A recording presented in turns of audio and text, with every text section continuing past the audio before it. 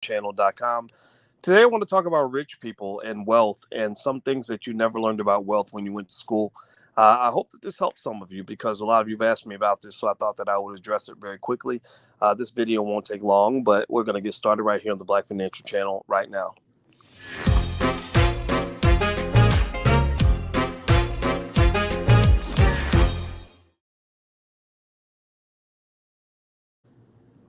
All right, guys, what's going on? I hope you guys can hear me okay. Hey, El Haj, how you doing, brother? Good to see you, man. Do me a favor. Let me know if you can hear me. If you can hear me properly. You can't see me because I'm saving bandwidth. I'm actually out at sea, so the Wi-Fi is really bad. Let me know if you can hear me okay. Hey, Tawan, happy Turkey Day. Happy Turkey Day to you too. Terry Cobb, thank you for coming by. I see you. I always see you in there, Terry. What do you think about call options? I asked Yassine. I think those are very good. In fact, toward the end, I'll mention some stuff we have on options investing. All right, so let me just kind of break something down to you real quick. I thought that I would just kind of share this because you guys know that I like to go live, pretty regularly to talk to you guys about things that I've seen when it comes to wealth and economics and all that stuff. And one of the things I wanted to talk to you about is the fact that rich people don't really pay taxes the way working class people do. Now, I'm not, obviously, it would be an exaggeration to say that rich people don't pay at all, or that all rich people are corrupt, or that all rich people are evil. I don't believe that. I don't believe that that's the way to approach this issue. But I will say to you that America's rigged when it comes to who pays taxes in this country. And I've analyzed, government revenue, government expenses, and our country's headed south. This country's headed to hell in a handbasket financially because the debt is unsustainable. During this pandemic, the amount of debt they took on is absolutely earth shattering. And basically, we're going to have some big problems that are going to come from that. And so, one of the things I wanted to share with you guys is this is something you probably didn't learn in school. First of all, let me ask you guys this. How many of you grew up in a household where everybody, went to work on a job? Like the goal was to get the best job you could get. Maybe you even went to college. So to do what? What, to get a better job, right? That's what you were told to go to college for. You get a better job, you can make some money, you can get you a nice car, get you a nice apartment, stuff like that. And I don't know if anybody else grew up that way. Let me know if you did grow up that way. I grew up that way. And one of the things I can tell you is that I've had a chance to go around and be around some wealthy people. And I also, as a financial scientist, I do have my PhD in this stuff. And I mention it regularly just because, first of all, it was hard to get a PhD in finance. It's very difficult. But also, I think it's very important that I lay that context out for anybody that's new that thinks that I'm just some guy who's running his mouth on the internet. I'm not speaking on opinion. I'm speaking on what my scientific research in this field has told me. And one of the things that's going on is that in America, this country is propped up by working class people. It's working people, working middle class people that prop the country up because it's working middle class people that pay all the taxes or pay the bulk of it anyway. They pay a big chunk of taxes. Why is that? Well, because when you work, you don't really have many write-offs, especially if you're a person who's just thinking about jobs and just thinking about making an income. You're not really running businesses. You may not be doing much with the stock market or real estate or running your own company. So basically, I remember my dad, when I was growing up, my father, he wanted a tax write-off. So his big opportunity for a tax write-off was to buy a house and write off the interest, right? That's pretty much the primary way that a lot of middle class people were able to get tax write-offs. But here's the thing: if you're rich, you can write off a lot of stuff. You can write off damn near everything. Rich people pretty much write off their whole entire lifestyle. So, for example, let's say you meet a rich person who owns a private jet. Well, they're not paying for that jet completely. It's not free. It's not a free jet now. It's not a free jet. But what they might have done is they might have bought this jet and and then also use the jet for business, not just for their personal business to have business meetings or whatever, but also to maybe charter the jet, maybe, right? So that maybe the jet maintenance costs them, $500,000 a year to maintain the jet, but they're making, 500,000 a year from chartering the jet. And then on top of that, when they go on a trip with their family, well, guess what? That trip is business. They're going to incorporate some business in that trip so they can write off a big chunk of the cost of that family vacation. So you're going to Disney World, you're spending full dollar. Every dollar you spend is every dollar you spend, and you're spending after tax dollars.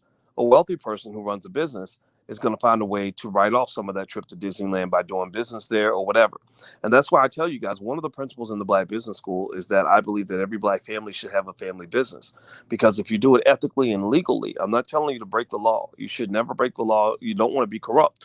You don't want to do anything that's going to get you in trouble. But if you do it ethically and legally, if you have a family business, you can write off a lot of your family trips.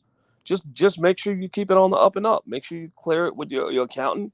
Maybe talk to your lawyer or whatever and say, hey, how much can I write off, ethically, and what can I do? And that reduces the cost. That means that, for every dollar that a regular person is spending to go on a vacation, you're spending maybe 70 cents, maybe 60 cents, or whatever the case may be. Right. So rich people don't really pay taxes. They just don't. And that's why, they keep a lot of their money. That's why you can have a wealthy person who makes a ton of money, who has a zero tax bill. When it was revealed that Donald Trump owed $700 in taxes or whatever that number was, everybody assumed, oh, it must be corrupt. It must be because he's crooked. Maybe he is crooked. I mean, the man owns casinos. He's been in the boxing industry. He's dealt with the mafia. He deals with the Russians. There's a lot of corruption. I just smell corruption in that. But corruption is not the reason that his tax bill was low. It's because he had a lot of write-offs. When you have write-offs, you can live a nice lifestyle. There are business people I know who will swear to you that they haven't made a profit, but yet they are flying in a private jet, living on a yacht, got their own helicopter, but will swear that they made no income last year. And they're not lying. It's because they literally were able to legally write that stuff off. I talked to a guy. Actually, before I tell you the story, do me a favor, hit the thumbs up button. Please hit the thumbs up, subscribe button, share this video. Also, hit the notification bell so you'll be notified when we go live. You can text the word voice to 31996 to get text alerts periodically from us. We don't send out too many of them, but you can get them when we go live, things like that. Now, somebody mentioned options. We do have an options investing program in the Black Business School. So if you're interested in taking a look, there's that URL, blackoptionsinvesting.com. So here's the deal. I talked to a guy in Hollywood once, and this guy was he was actually, you know what? I don't think he'll mind me sharing this, but it was Will Smith's brother, Harry. Will Smith is a very smart guy. They come from a smart family, and I don't know Will at all, but I know Harry. Harry was very smart, and I talked to Harry twice for like 2 hours, and we hit it off very well, and I enjoyed talking to him very much, and he's a great guy to speak with. And one of the things Harry told me that really blew my mind is I think that he said something to the effect that Warner Brothers swears that the Harry Potter franchise has never made a profit. Give me a yes or no if you've heard this. Give me a yes or no if you've ever heard about this. That Warner Brothers claims that Harry Potter, that whole multi-billion-dollar franchise, has never made a profit. Has anybody ever heard about that? Give me a yes or no in the chat. Yeah, I don't think a lot of you have heard of that. Yeah, and it's astonishing, right? It's like, how can Harry Potter, with all the money that they've made with that franchise, never make a profit? Well, it's because creative accounting allows them to reduce their tax bill.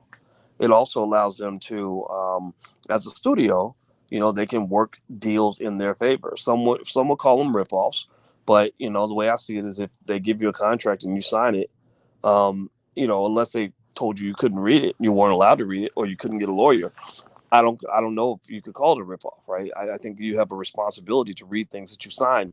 But one of the things he explained to me is that studios, to keep the money, started doing deals with artists where they would say, look, we'll give you a cut of the revenue, but only after we pay all the expenses. Well, expenses are arbitrary.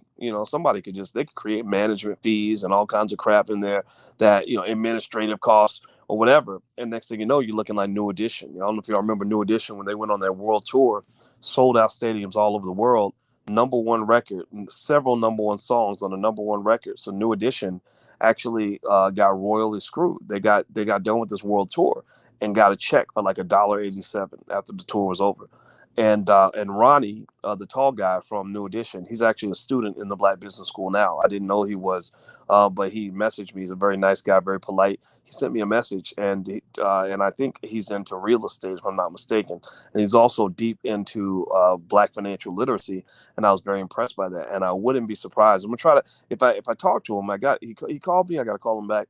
But if I talk to him, I'm going to have him try to get him on the show because I want him to talk about that experience and how financial literacy is so important so black people don't get screwed. Also, Ice Cube is going to come back very soon after Thanksgiving. And when he comes back, I told him, I said, I'd love to talk to you about business because I want our people to really be the most financially literate group of people on the planet. So at the end of the day, the game is rigged. If you think that America's rigged, every day somebody comes in. I get a lot of pessimists. They sometimes will come in. Sometimes they're just Negro naysayers. Negro naysayers find a problem with every solution, and some of them are just nasty. But then some of them are trying to be helpful, but they just are just so bitter and negative and nasty, and they'll just say, "Oh, the stock market's a big Ponzi scheme, and you're trying to get people to do this investing stuff. Rich people are evil and whatever." And I just kind of say to them, look, America is rigged. America is a rigged country. There's no question about it. And the thing about it is that there are rules. And if you learn the rules, then you can rig the system in your favor. And I just want you to do that. I just want you to rig, and maybe as a guy who knows the system on some level, I can explain some things to you that can help you to make better decisions and really put your family in a good situation. Okay, guys. So anyway, that was my thought. I came back in. I told Alicia, I said, this is on my mind today, so I'm gonna share this with my peoples, and I hope that this helps you. So do me a favor, hit the thumbs up button, share, subscribe button, hit the notification bell, text the word "voice" to 31996 to get notifications, and also if you're interested in getting financial workbooks or flashcards for your kids. The URL is financialworkbooks.com. That's financialworkbooks.com. The URL is right there on the screen. So feel free to write that down if you want to get some stuff for your kids for the holidays or whatever the case may be. And also the Black Wealth Bootcamp. We're launching that again in January after 5 years. For the next 48 hours, it is literally 72% off, which is a massive, massive discount. The bootcamp is very, very popular. You're going to love it. So, and there's a money back guarantee in case you don't, but you're going to love it. So feel free, if you're interested in joining us for the January cohort, go to blackwealthbootcamp.com. So take care, guys. Have a good night. I hope this conversation was helpful, and I will see you soon. Take care. Be one. Peace.